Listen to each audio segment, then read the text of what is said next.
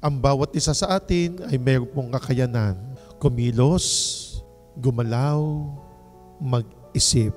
Ang bawat isa sa atin ay mayroong kakayanang magmahal, umibig, at higit sa lahat ay nakakaunawa ng kapayapaan. Habang tayo ay nabubuhay pa, magkamit na po tayo ng kaharian ng Diyos.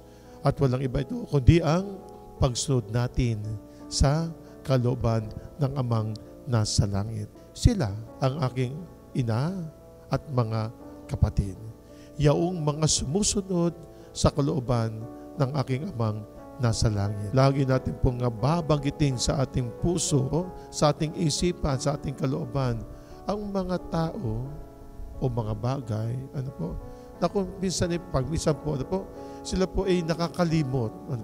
Ang mga tao na kung minsan kilos dito, kilos doon, pero nawawala po sa ating Panginoong Diyos. Nawa, sa pamamagitan ng salita ng Diyos at kayo rin po sa pamamagitan ng mga tao, mga mananampalataya na laging dumadalo ng banal na pagdiriwang, makita rin po sa atin. At ipakita po ninyo na ang Diyos ay nabubuhay sa atin.